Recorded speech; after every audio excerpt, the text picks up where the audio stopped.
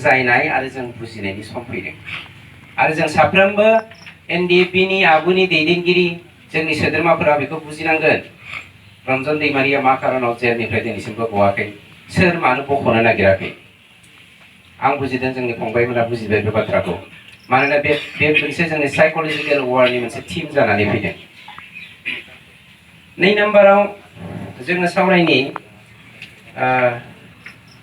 case उइथड्रखौ लानानै आरोबाव मोनसे खामानि बिथांमोना होनदों जोंहा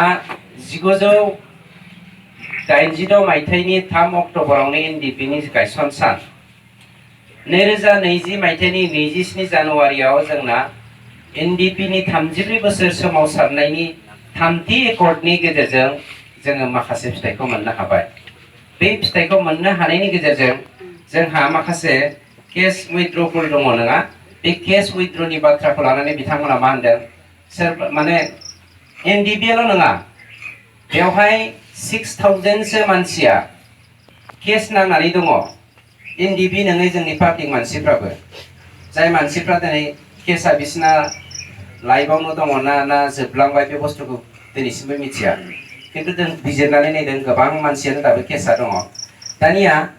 बिपिएफ हान्जानि दैदेननायाव सावरायग्रा हिरेन चन्दन आरो खाम्फा बे साब्रै लिडारा मेइनलि रल लादों दै बिसोरो मा खालामदों नोङो जुदि फंबाया जा केस दङ आदाया जा केस दङ मादैया जा केस दङ आब'आ जा केस दङ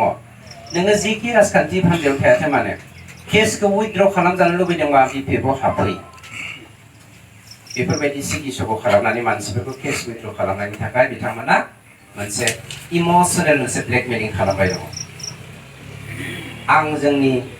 एनडिएफबि नि एक्स जोंनि फंबाय बिनानावफोरखौ बेखौल' खावलायदों जोंनि कमरेड्सफोरखौ आगुनि जोङो जेराव हारिनि थामोनथानि थाखायसो नांदोंमोन आरो बे हारिनि थामोनथाखौ